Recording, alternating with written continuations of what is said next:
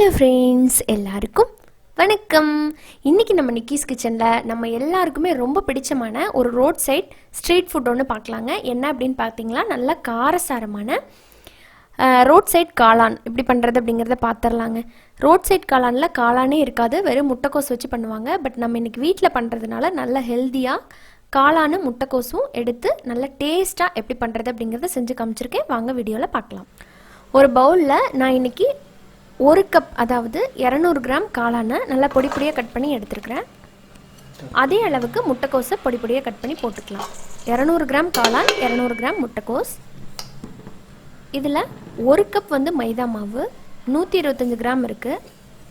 அடுத்ததாக இதோட 1/2 cup cornflour, இது வந்து கிட்டத்தட்ட 70 கிராம் இருக்குது.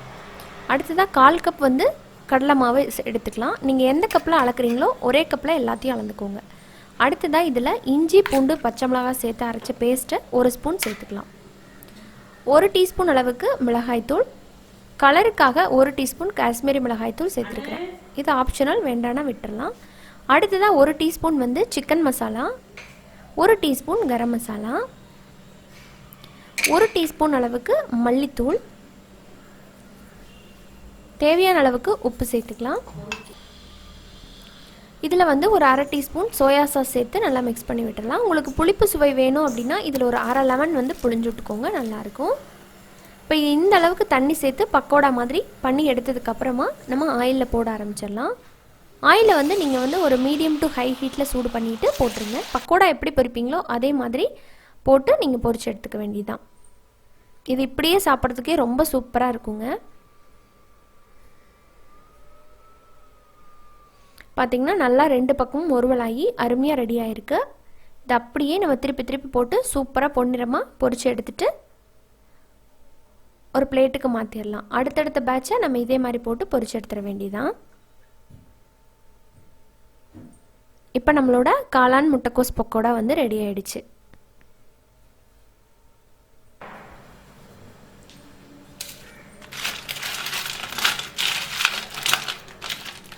எந்த அளவுக்கு முருகலாக இருக்குன்னு சாப்பிட்டு பார்த்துருவோம்.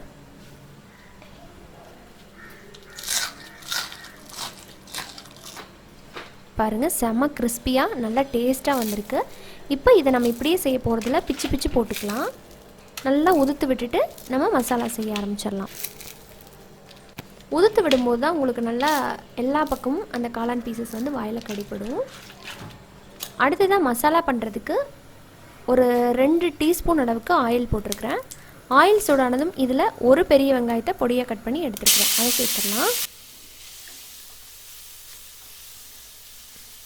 இது லைட்டாக வதங்கினதுக்கப்புறமா இதில் கருவேப்பிலை போட்டுறேன். கூடவே அந்த 1 டீஸ்பூன் அளவுக்கு இஞ்சி பூண்டு பச்சை மிளகாய் அரைச்ச விழுதை சேர்த்துடலாம். இதோட பச்சை வாசம் லைட்டாக போனதுக்கப்புறமா மஞ்சத்தூள் 1/4 டீஸ்பூன், மிளகாய்த்தூள் 1 டீஸ்பூன், கரம் மசாலா 1/2 டீஸ்பூன் சேர்த்து ஒரு டைம் மிக்ஸ் பண்ணிடுங்க. மிக்ஸ் பண்ணதுக்கப்புறமா நம்ம இதில் சாஸ் சேர்க்க போகிறோம். 1 டீஸ்பூன் அளவுக்கு டொமேட்டோ கெட்ஜப் சேர்த்துக்கலாம். 1 டீஸ்பூனை விட கொஞ்சம் கம்மியாகவே ரெட் சில்லி சாஸ், இது இருந்தால் போட்டுக்கலாம், அப்படி இல்லைனா தேவையில்லை. அப்புறமா ஒரு 1/2 டீஸ்பூன் வந்து சோயா சாஸ். இந்த சாஸ் எல்லாமே ஆப்ஷனல் தான், இருந்தால் போடுங்க, அப்படி இல்லைன்னா கம்ப்ளீட்டாக ஸ்கிப் பண்ணிடுங்க. அடுத்ததாக 1 டேபிள் ஸ்பூன் அளவுக்கு கார்ன்ஃப்ளவரை நல்லா தண்ணியில் கட்டி இல்லாமல் கரைச்சி எடுத்து இப்போ இதில் சேர்த்துற போகிறோம். 1 கப் தண்ணி அளவுக்கு கலந்துருக்கேன். இதை சேர்த்துட்டோம் அப்படின்னா தான் நல்லா பைண்டிங் கிடைக்கும், அதுக்காக இதை சேர்த்துறோம். சேர்த்து நல்லா கலந்து விட்டு பாருங்கள், நல்லா திக்காக ஆரம்பிக்கும். உங்களுக்கு தேவைன்னா அந்த டைமில் தண்ணி சேர்த்துக்கலாம். பாருங்கள் எந்த அளவுக்கு கெட்டியாக இருக்குன்னு. இப்போ இந்த அளவுக்கு ஆனதுக்கப்புறமா நம்ம உதுத்து வச்சுருக்கிற அந்த காளான் முட்டைக்கோஸ் பக்கோடாவை உள்ளே சேர்த்துடலாம். சேர்த்து அந்த மசாலாவெல்லாம் இதில் நல்லா மிங்கிள் ஆகிற மாதிரி மிக்ஸ் பண்ணி விட்டுருங்க. மிக்ஸ் பண்ணிவிட்டு இதில் வந்து தண்ணி சேர்த்துக்கலாம். தண்ணி வந்து 2 கப் அளவுக்கு இதுக்கு தேவைப்படும். தண்ணி நல்லா கலந்து விட்டுட்டு நம்ம இதை கொதிக்க வைக்கும்போது தான் அந்த பக்கோடா எல்லாம் நல்லா அப்படியே குத்தி குத்தி உதுத்து விடுங்க. நல்லா கெட்டி கெட்டியாக இருக்கக்கூடாது. அப்போ பார்த்திங்கன்னா தண்ணி தனியாக அது தனியாக நிற்கிற மாதிரி இருக்கும். இந்த மாதிரி நல்லா குத்தி குத்தி விட்டு எல்லா மசாலாவும் அதோட நல்லா ஒரு பேஸ்ட் மாதிரி ஆகிற மாதிரி வரைக்கும் இதை நல்லா கொதிக்க விடணும். எந்த அளவுக்கு தண்ணி தேவையோ நீங்கள் அந்தளவுக்கு பார்த்து சேர்த்துக்கலாம். இப்போ கொஞ்சம் உப்பு கம்மியாக இருக்கிற மாதிரி இருக்குது. இந்த டைமில் நான் கொஞ்சம் உப்பு சேர்த்துக்கிறேன். சேர்த்துட்டு நல்லா மிக்ஸ் பண்ணி விட்டுட்டு ஒரு 5 நிமிஷம் போல் நல்லா கொதிக்க விடலாம். ஒரு மீடியம் ஃப்ளேமில் வச்சு கொதிக்க விடுங்க.